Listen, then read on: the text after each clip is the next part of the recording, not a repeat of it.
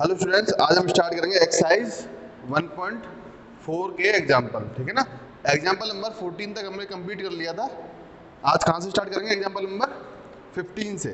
तो example number 15 एक बार पढ़ेंगे सभी। एग्जाम्पल नंबर 15 कह रहा है कि उदाहरण 12 के समुच्चय ए और बी पर विचार कीजिए। ए सर्वनिष्ठ बी ज्ञात कीजिए। ठीक है ना। हमें क्या ज्ञात करना है? ए सर्वनिष्ठ बी ज्ञात करना है, यानी ए इंटरसेक्शन बी ज्ञात करना है। तो एग्जांपल नंबर 12, एग्जांपल नंबर 12 क्या है भाई? ठीक है, समुच्चय ए और समुच्चय बी पर विचार करना है। तो समुच्चय ए हम लिख लेते हैं एग्जांपल नंबर 12 से। हमारे पास आ जाएगा 2, 4, 6, 8 एंड बी हमारे पास आ जाएगा 6, 8, 10 और 12। हमें क्या निकालना है? ए सर्वनिष्ठ बी। क्या निकालेंगे? ए सर्वनिष्ठ बी। तो सबसे पहले समुच्चय ए लिख लेंगे 2, 4, 6, 8 और इसका सर्वनिष्ठ करेंगे किसके साथ? बी के साथ। 6, 8, 10 और 12। तो हमें ए सर्वनिष्ठ बी क्या मिल गया? देखो ध्यान से, क्या कॉमन है इसमें? 6 और 8 एलिमेंट इसमें भी है और इसमें भी है। भाई जो अवयव इसमें है वो इसमें भी है, यही तो होता है सर्वनिष्ठ। कॉमन अवयव है। उभयनिष्ठ अवयवों को हम लिखते हैं सर्वनिष्ठ में। क्या लिखते हैं? उभयनिष्ठ अवयवों को। तो क्या आ जाएगा हमारे पास? यहाँ पर 6,8 आ जाएगा। समझ में आया है? कॉपी करेंगे इसको। तो इसमें नेक्स्ट देखेंगे एग्जाम्पल नंबर 16 कह रहा है कि उदाहरण 14 के समुच्चय x और y पर विचार कीजिए। x सर्वनिष्ठ y ज्ञात करना है। एग्जाम्पल नंबर 16 में हमें उदाहरण नंबर 14 के समुच्चय x और y पे बात करनी है। तो समुच्चय x हम लिखते हैं उदाहरण नंबर 14 से। तो x क्या है? x है राम, सीता, अकबर। क्या है बेटा? राम, गीता और अकबर। ठीक है ना। और y समुच्चय क्या है हमारे पास यहाँ पे? गीता, डेविड, अशोक। इस तरीके से। ठीक है ना। तब एग्जाम्पल नंबर 16 कह रहा है कि उदाहरण 14 के समुच्चय x और y पर विचार कीजिए। x सर्वनिष्ठ b ज्ञात कीजिए। क्या ज्ञात करना है हमें? x सर्वनिष्ठ b। तो x सर्वनिष्ठ y ज्ञात करना है। तो x के अवयव आ जाएंगे राम, गीता, अकबर। इसका सर्वनिष्ठ y समुच्चय से। तो क्या लिखेंगे? गीता, डेविड और अशोक। तो इसमें उभयनिष्ठ अवयव क्या है वो इसमें लिख देंगे हम। उभयनिष्ठ अवयव क्या है भाई? गीता। तो इसमें आ जाएगा गीता। ठीक है ना। इस तरीके से सॉल्व करना है। कॉपी करेंगे इसको।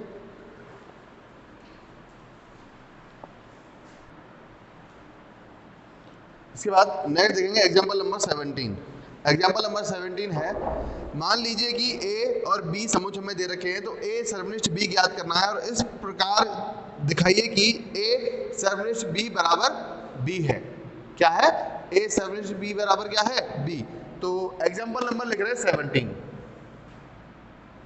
एग्जांपल नंबर 17 में समुच्चय ए हमें दिया गया है 1, 2, 3, 4, 5, 6, 7, 8, 9 और 10। ठीक है ना। समुच्चय बी हमें दिया गया है 2, 3, 5, 7। कितना? 2, 3, 5, 7। तो हमें ज्ञात करना है ए सर्वनिष्ठ बी कितना होगा। ठीक है ना। तो ए सर्वनिष्ठ बी निकालने के लिए क्या करेंगे? ए सर्वनिष्ठ बी लिखेंगे। समुच्चय ए के अवयव 1, 2, 3, 4, 5, 6, 7, 8, 9, 10। सर्वनिष्ठ बी के अवयव 2, 3, 5, 7। तो इन दोनों में उभयनिष्ठ अवयव कौन कौन से हैं वो निकालने हैं हमें ए सर्वनिष्ठ बी के अंदर। तो उभयनिष्ठ अवयव देखो क्या मिलेगा? 2 मिलेगा, 3 मिलेगा, 5 मिलेगा और मिल जाएगा आपको 7। ठीक है ना। तो इन्हें लिख देंगे 2, 3, 5, 7। बात समझ में आई? अब देखो ध्यान से, क्या ए सर्वनिष्ठ बी हमें इस समुच्चय को मैं बी लिख सकता हूँ? क्योंकि ये बी दिया गया है। तो ए सर्वनिष्ठ बी हमें क्या मिल गया? बी मिल गया। ठीक है ना। तो इस तरीके से हमें इसको सॉल्व करना है। कॉपी करेंगे इसको।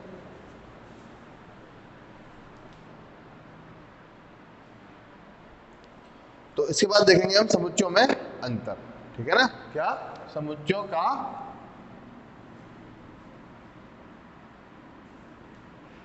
समुच्चयों का अंतर। Difference of sets.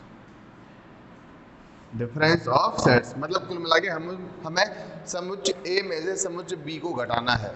समुच्चय ए में से सेट ए में से सेट बी को क्या करेंगे, माइनस करेंगे। तो किस तरीके से हमें उसको करना है वो हम देख रहे हैं, ठीक है ना। तो इसको समझने के लिए हम एक एग्जांपल ले लेते हैं। एग्जांपल में हमने लिया जैसे कि ए समुच्चय हमने मान लिया कि 1 2 3 4 5 हमें गिवन है, ठीक है ना। समुच्चय बी हम लिख रहे हैं, हमें मिल जाएगा 2 4 6 8 इस तरीके से। तो हमें समुच्चयों का अंतर का मतलब क्या हुआ कि हमें या तो a माइनस बी करना होगा या फिर हमें b माइनस ए करना होगा, ठीक है ना। हम दोनों ही ज्ञात करेंगे किस तरीके से हमारे पास आता है। तो a माइनस बी कर रहे हैं, पहले क्या कर रहे हैं बेटा, a माइनस बी। तो समुच्चय a लिख लेंगे, समुच्चय a आपके पास आ जाएगा 1 2 3 4 एंड 5 माइनस समुच्चय b लिख लेंगे 2 4 6 8। तो देखो सिंपल सी बात क्या है अंतर में कि किस तरीके से हमें करना है कि समुच्चय a और समुच्चय b में जब हम a माइनस बी कर रहे हैं तो समुच्चय a और समुच्चय b में जो भी उभयनिष्ठ अवयव हैं उन्हें हम समुच्चय a में से निकाल देंगे, बाकी बचे हुए समुच्चय a के अवयव लिख देंगे और वो हमारा क्या आ जाएगा a माइनस बी। इस वाले सेट और इस वाले सेट में इन दोनों समुच्चयों में जो भी उभयनिष्ठ अवयव है, क्या है, उभयनिष्ठ अवयव, उन्हें हम इस समुच्चय A में से निकाल देंगे बाहर और बचे हुए अवयव इसके हम लिख देंगे सेट के अंदर। तो हमारे पास क्या आ जाएगा, A माइनस बी आ जाएगा। हमेशा हमें उभयनिष्ठ अवयव आगे वाले समुच्चय में से निकालने हैं। अगर B माइनस ए होगा तो B में से निकालेंगे, हमारा ना C माइनस ए होगा तो C में से निकालेंगे, D माइनस बी होगा तो B में से निकालेंगे उभयनिष्ठ अवयव। बाकी अवयव इसी के लिखने हैं हमें बचे हुए।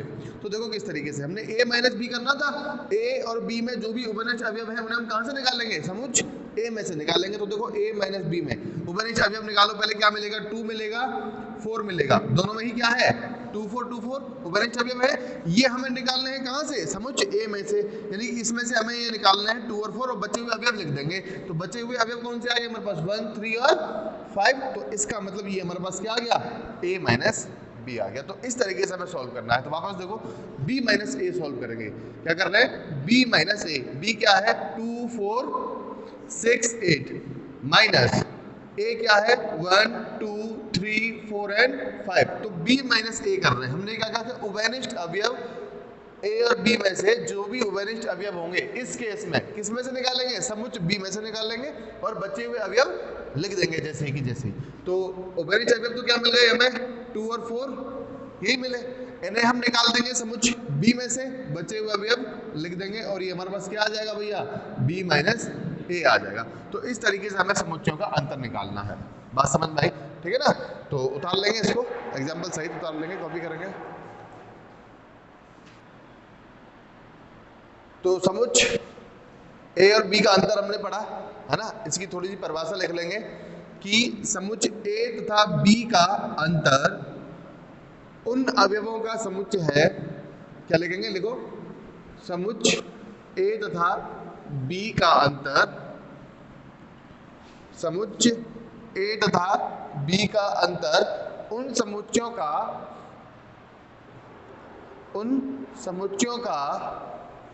नहीं, उन अवयवों का समुच्चय है। ए तथा बी का अंतर उन अवयवों का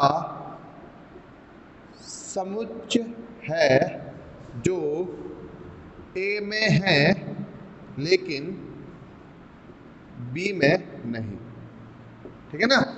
ए तथा बी का अंतर क्या पढ़ा हमने, ए माइनस बी, ठीक है ना। ए माइनस बी में ये तो किया, ए में से और बी में जो भी अवयव उभयनिष्ठ हैं वो हमने ए में से निकाल दिए, बचे हुए लिख दिए।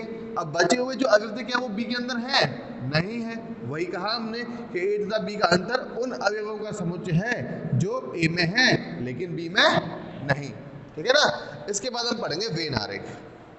क्या पढ़ेंगे बेटा, वेन आरेख, ठीक है ना, वेन डायग्राम।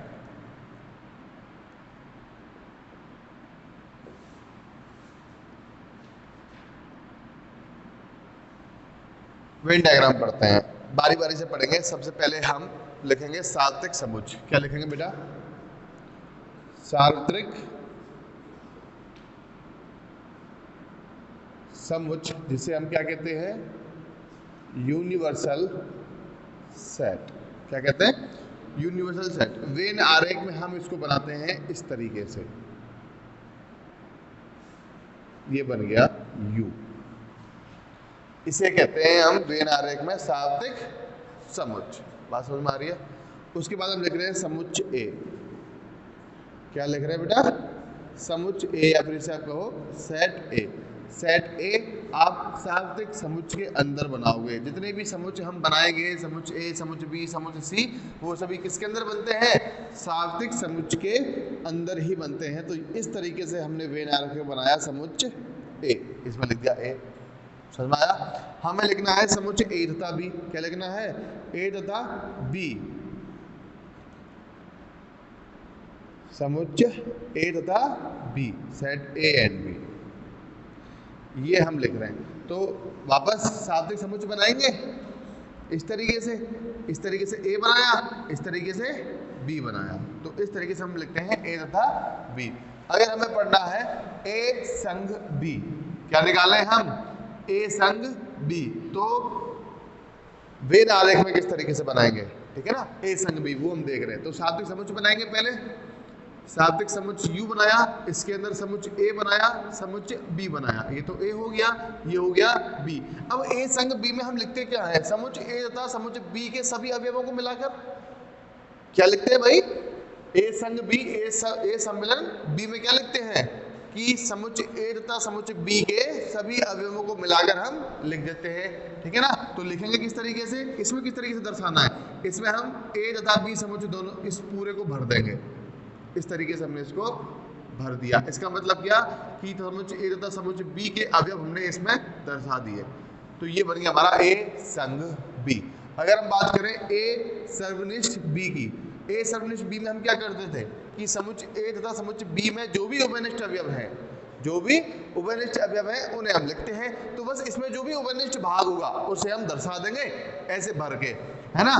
तो इस तरीके से हमने समुच्चय ए बनाया, समुच्चय बी बनाया, ये तो बन गया ए, ये बन गया बी। ठीक है ना? और ये बन गया हमारा सार्वत्रिक समुच्चय। अब इसमें देखो ए और बी में उभयनिष्ठ भाग कौन सा है? जो भी उभयनिष्ठ भाग होगा उसे हम भर देंगे। क्या ये उभयनिष्ठ भाग है ए और बी में?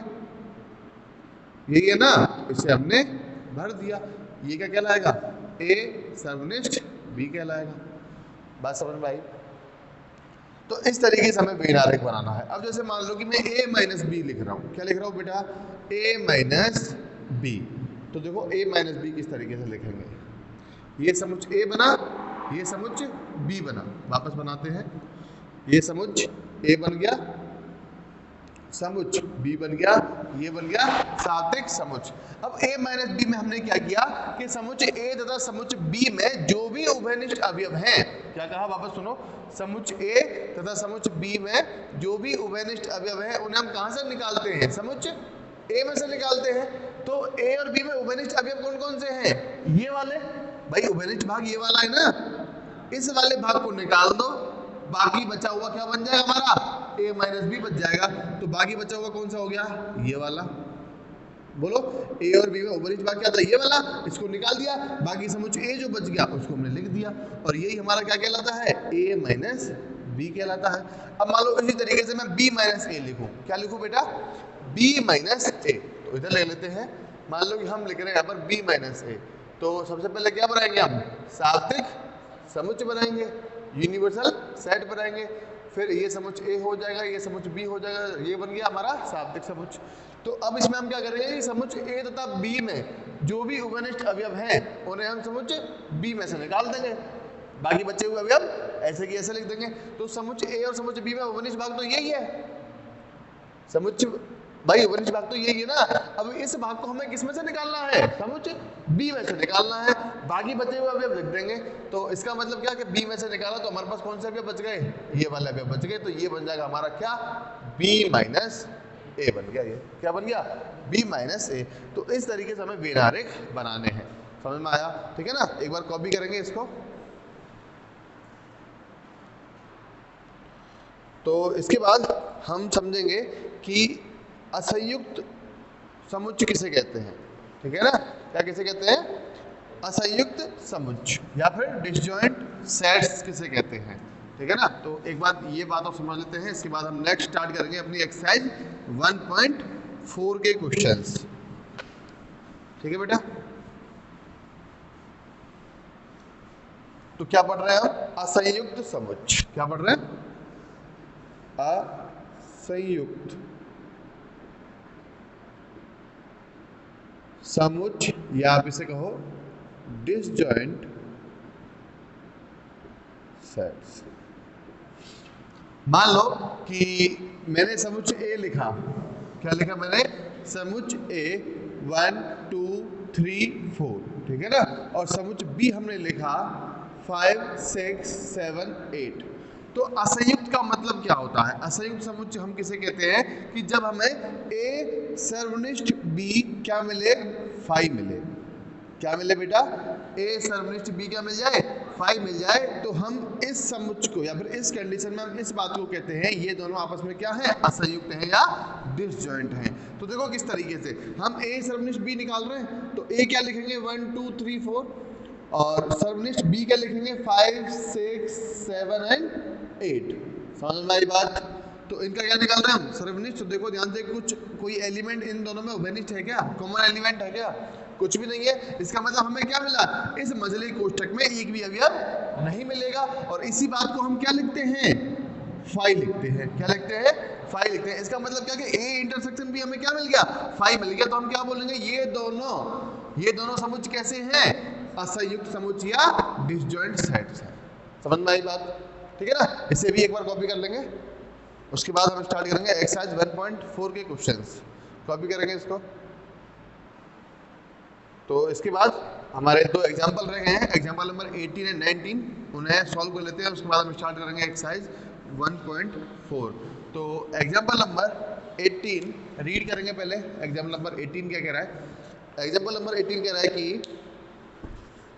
मान लीजिए ए समुच्चय ए हमें दिया है, समुच्चय बी हमें दिया है और हमसे कह रहा है कि a माइनस बी और b माइनस ए ज्ञात कीजिए, ठीक है ना। तो सबसे पहले समुच्चय ए हम लिख लेते हैं बोर्ड पे 1 2 3 4 5 एंड 6। समुच्चय बी हम लिख लेते हैं 2 4 6 एंड 8। तो हमें ज्ञात करना है a माइनस बी और हमें ज्ञात करना है b माइनस ए, ठीक है ना। तो सॉल्व करेंगे सबसे पहले a माइनस बी। तो a माइनस बी निकाल लेंगे। सबसे पहले a समुच्चय लिखेंगे 1 2 3 4 5 एंड 6 माइनस समुच्चय b लिखेंगे 2 4 6 8।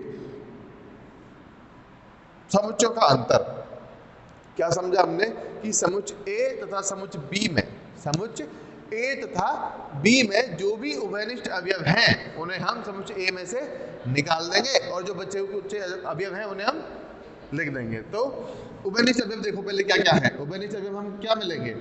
ध्यान से 2 मिल जाएगा, 4 मिल जाएगा और 6 मिल जाएगा। इन उभयनिष्ठ अवयवों को इस आगे वाले समुच्चय में से निकालने हैं। मतलब इस किस में से निकालने हैं? इस आगे वाले में से, यानी ए में से निकालने हैं। और बच्चे कुछ अवयव जो भी हैं समुच्चय ए के उन्हें हम लिख देंगे। तो क्या लिखेंगे? 1 लिखेंगे, 3 लिखेंगे और 5 लिखेंगे। तो ये हमारे पास आ जाएगा a माइनस बी। इसी तरीके से हम निकालेंगे b माइनस ए। तो देखो ध्यान से b माइनस ए हम कर रहे हैं। सबसे पहले समुच्चय b 2 4 6 8, फिर माइनस करेंगे समुच्चय a यानी 1 2 3 4 5 एंड 6, ठीक है ना। तो उभयनिष्ठ अवयव देखो कौन कौन से हैं? उभयनिष्ठ अवयव कौन कौन से हैं? 2 4 6, 2 4 6। बच्चे कुछ अवयव लिख दो। बच क्या गया इसमें? 8 बच गया। क्या बच गया? 8। तो ये हमारे पास आ जाएगा b माइनस ए और ये आ जाएगा हमारे पास a माइनस ए। इसे कॉपी करेंगे। उसके बाद एग्जांपल नंबर 19 सॉल्व करते हैं। तो इसके बाद नेक्स्ट देखेंगे एग्जांपल नंबर 19, ठीक है ना।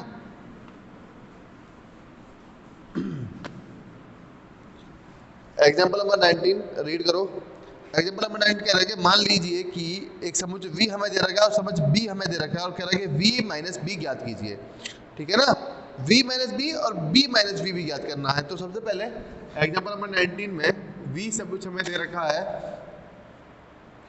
ए ई आई ओ यू क्या दे रखा है, A E I O you, ठीक है ना। और समुच्चय बी हमें दे रखा है ए आई के यू, क्या कहा, ए आई के यू। तो हमें निकालना है b माइनस बी और b माइनस वी, ठीक है ना। तो सबसे पहले v माइनस बी निकालेंगे, समुच्चय v लिखेंगे ए ई आई ओ यू, और उसके बाद माइनस b हम लिखेंगे ए आई के यू, ठीक है। उभयनिष्ठ अवयव देखो क्या है, a मिल जाएगा, i मिल जाएगा, u मिल जाएगा। बचे हुए अवयव लिखेंगे यहाँ पर। बचे हुए अवयव कौन कौन से हैं, एक तो मिल गया e और एक मिल गया o, तो e कॉमा o, ये हमें मिल जाएगा v माइनस बी, समझ में आया। इसके बाद हम निकालेंगे b माइनस बी, तो समुच्चय b लिखेंगे a i k u minus a e i o u। समुच्चय पहले क्या लिखा हमने, b लिखा, उसके बाद में समुच्चय v लिखा। उभयनिष्ठ अवयव देखो, a मिलेगा, i मिलेगा, u मिलेगा, a मिलेगा, i मिलेगा, u मिलेगा। बचे हुए अवयव इस समुच्चय के लिखने हैं, तो कौन सा अवयव बच गया, सिर्फ k हमें बच जाएगा, तो ये हमने निकाला v माइनस बी। तो इस तरीके से हमें क्वेश्चंस को सॉल्व करना है, ठीक है ना। कॉपी करेंगे इसको।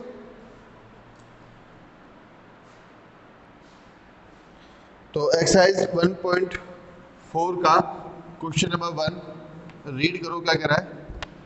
क्वेश्चन नंबर फर्स्ट स्टार्ट करते हैं। क्वेश्चन नंबर फर्स्ट है कि निम्नलिखित में से प्रत्येक समुच्चय युग्म का सम्मिलन ज्ञात कीजिए।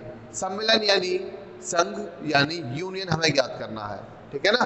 तो very first question, question number 1 का फर्स्ट पार्ट में कहा कि x135 x is equal to 1,3,5, ठीक है ना। और y इज इक्वल टू हमें दिया उसने 1 2 3 1,2,3, तो हमें निकालना है x संघ या सम्मिलन y। क्या लिखा, x सम्मिलन y, तो x क्या आ जाएगा 135, सम्मिलन y क्या आ जाएगा 1,2,3। तो यूनियन करेंगे तो देखो क्या मिलेगा, 135 तो आएगा ही आएगा, ये वाला सेट तो आएगा ही। क्या 1 आएगा वापस, नहीं आएगा, क्योंकि एक बार आ चुका है 1। अवयवों की पुनरावृत्ति हम समुच्चय में नहीं करते हैं, अवयवों की पुनरावृत्ति समुच्चय के अंदर नहीं करते हैं, तो 1 नहीं आएगा, 2 आ जाएगा, और देखो ध्यान से 3 भी नहीं आएगा। तो ये आ गया हमारे पास x सम्मिलन y। सेकंड पार्ट में उसने कहा कि a इक्वल टू हमें गिवन है a equal to A E I O U, क्या गिवन है, A E I O you, ठीक है ना। और समुच्चय b हमें गिवन है, समुच्चय b में दे रखा है उसने ए बी सी, क्या कहा, a, b, c, तो काम वही करना है। a सम्मिलन b, समुच्चय a लिखा a e i o u, सम्मिलन b लिखा a, b, c। तो सम्मिलन करेंगे इनका, क्या मिल जाएगा भाई, a e i o u तो आएगा ही भाई, एक समुच्चय अभी तो सारे आएंगे, फिर पुनरावृत्ति नहीं होगी तो वो हटते जाएंगे। तो a e i o u आ गया, इसके बाद में a आएगा वापस, नहीं आएगा, b आएगा, यस आ जाएगा, c आएगा, यस आ जाएगा। तो इस तरीके से हमने इसका निकाला a सम्मिलन b, समझ में आया, ठीक है ना। इन्हें कॉपी करो। इसके बाद हम देखते हैं इसका third and fourth and fifth part.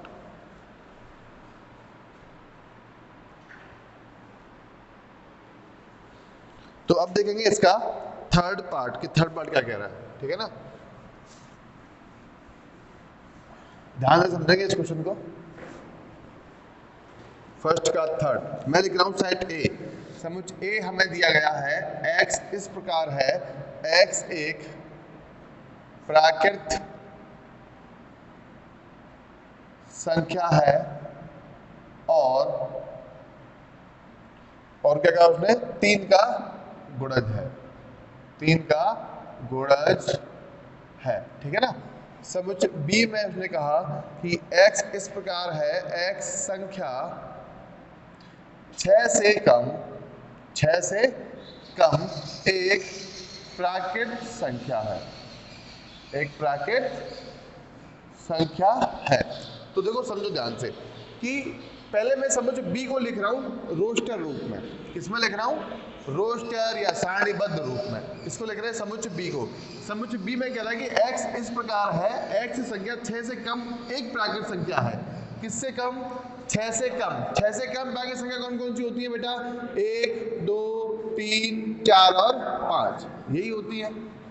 क्या समुच्चय ए को आप लिख सकते हो 3 का गुणज? 3 का पहाड़ा बोल दो। 3, 6, 9, 12, 15, बोलो 18, बोलो 21, बोलो। ये चलता चला जाएगा कहां तक? अनंत तक। तो समुच्चय ए को मैं नहीं ले सकता, और अगर इसको मैं लिख नहीं सकता तो मैं इनका सम्मिलन करूंगा कैसे? समझ में आ रही है ना बात? अगर हम समुच्चय बी को तो हमने लिख दिया, लेकिन समुच्चय ए को हम नहीं लिख पा रहे हैं। अगर नहीं लिख पा रहे हैं तो इसका सम्मिलन करेंगे कैसे? इसका सम्मिलन फिर हम किस रूप में करेंगे? सारणी निर्माण में, है ना, सेट बिल्डर फॉर्म, समुच्चय निर्माण रूप में। किसमें लिखेंगे इसको हम? समुच्चय निर्माण रूप में। मतलब जिस तरीके से हमें ये समुच्चय दिए गए हैं उसी तरीके से हम इस समुच्चय का भी क्या करेंगे? संग करेंगे। क्यों करना पड़ रहा है? क्योंकि हम समुच्चय ए को पूरा नहीं लिख पा रहे हैं। अगर लिख नहीं पा रहे सभी अवयव तो उसका हम सम्मिलन करेंगे कैसे? समझ में आ रहा है? ठीक है ना। तो हम ए सम्मिलन बी क्या लिखेंगे कि x इस प्रकार है, x संख्या 1, 2, 3, 4, 5 लिख दिया ये वाला समुच्चय, तथा क्या है? 3 का गुणज है। 3 का गुणज है। अब ये बात हमने लिख दी एक समुच्चय के अंदर, तो ये समुच्चय क्या हो गया? समुच्चय ए और बी का संग हो गया। तो इसके अंदर समुच्चय बी आ गया, संख्या 1, 2, 3, 4, 5 आ गए। और क्या लिखा हमने? तथा 3 का क्या है? गुणज है। तो ये सारे अवयव जितने भी होंगे अनंत, वो सभी इसके अंदर आ जाएंगे। समझ में आया? तो इस तरीके से हमें इसको सॉल्व करना था। ये हो गया आपका थर्ड पार्ट। कॉपी करो इसको। इसके बाद नेक्स्ट देखते हैं इसका फोर्थ पार्ट। तो नेक्स्ट देखेंगे इसका फोर्थ पार्ट, ठीक है ना।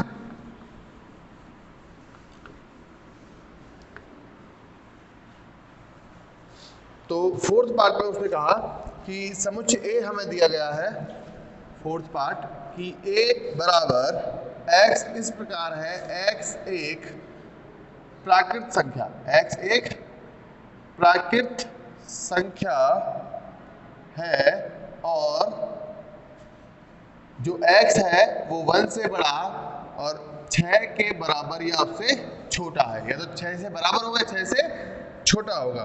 बी हमसे कहा कि x इस प्रकार है, x एक प्राकृत संख्या है, x एक प्राकृत संख्या है और जो x है वो 6 से बड़ा और 10 से छोटा है। तो हमें करना है a सम्मिलन b। हमें क्या ज्ञात करना है बेटा? a सम्मिलन b हमें ज्ञात करना है। तो सबसे पहले हम समुच्चय a को सारणीबद्ध रूप में या रोस्टर रूप में लिखेंगे। किसमें? सारणीबद्ध या रोस्टर रूप में, क्योंकि हमें पता होना चाहिए कि कौन कौन से अवयव ऐसे हैं जिनका हमें सम्मिलन करना है। अगर हमें जब तक वही नहीं पता होगा तो हम सम्मिलन कर नहीं पाएंगे। तो समुच्चय A में हम लिख रहे हैं सारणीबद्ध रूप से या रोस्टर रूप से। तो देखो x एक प्राकृत संख्या है, ठीक है ना, और फिर क्या कहते हैं 1 से बड़ा और 6 से बराबर है। तो 1 से बड़ा यानी 2 आ जाएगा, 3 आ जाएगा, 4 आ जाएगा, 5 आ जाएगा और 6 आ जाएगा। 6 आएगा क्योंकि बराबर का चिन्ह लगा हुआ है, ठीक है ना। समुच्चय बी हम लिख रहे हैं। समुच्चय बी में हमें क्या लिखना है कि x एक प्राकृत संख्या है और 6 से बड़ी है, 10 से छोटी है। 6 से बड़ी यानी 7, 8, 9, 10 से क्या कहा? छोटी है, तो 10 नहीं आएगा। तो हमें अब a सम्मिलन b लिखना है। या तो आप इस तरीके से लिख दो 2, 3, 4, 5, 6, 7, 8, 9, या तो आप इस तरीके से लिख दो, या फिर अगर आपको लिखना है समुच्चय निर्माण रूप में ही तो आप इसको किस तरीके से लिखोगे कि a सवनिष्ठ b। अगर आपको समुच्चय निर्माण रूप में ही लिखना है तो हम इस तरीके से लिखेंगे। क्या लिखेंगे? a सम्मिलन b बराबर x इस प्रकार है, x एक प्राकृत संख्या है तथा x 1 से बड़ा 10 से छोटा है। 1 से बड़ा 10 से छोटा कौन कौन से आ गए? 2, 3, 4, 5, 6, 7, 8, 9 आ गए ना। ये सारे अवयव आ जाएंगे 1 से बड़े और 10 से छोटे में। तो इस तरीके से हमें इसका फोर्थ पार्ट सॉल्व करना है। समझ में आया? चलो यहीं पर फिफ्थ पार्ट देखेंगे इसका। फिफ्थ पार्ट कह रहा है कि ए बराबर उसने कहा मध्य कोष्ठक में 1, 2, 3 और बी उसने कहा 5। बी क्या कहा उसने? 5। आप 5 लिखो, अगर समझ में नहीं आए तो इसे मजला कोष्ठक लिखो। तो हमें देखो ए संग बी करना है या ए सम्मिलन बी करना है। तो ए के सारे अवयव 1, 2, 3 आ जाएगा। अब इसमें कोई अवयव है नहीं है, तो यहाँ से कोई अवयव आएगा? यहाँ पर नहीं आएगा। तो ए सम्मिलन बी हमें क्या मिल गया? 1, 2, 3 ही मिल गया। और हमने जब बात की थी सम्मिलन के गुणधर्म की, किसकी? सम्मिलन के गुणधर्म की, तो हमने पढ़ा था कि ए सर्वनिष्ठ, ए सम्मिलन फाई क्या होता है भैया? ए होता है। और हम ए का सम्मिलन यहाँ किससे करवा रहे हैं? इस फाई से तो करवा रहे हैं। तो हमें क्या मिलेगा? ए ही मिलेगा। मतलब ये ए सम्मिलन बी जब हमने किया तो हमें वापस क्या मिल गया? ये ए ही मिल गया। लेकिन हमें ये नहीं लिखना है, ये आपको समझाने के लिए, बस ये हमारा यहाँ पे आंसर हो जाएगा। समझ में आया? ठीक है ना? इसके बाद हम नेक्स्ट पढ़ेंगे, कॉपी करेंगे इसको।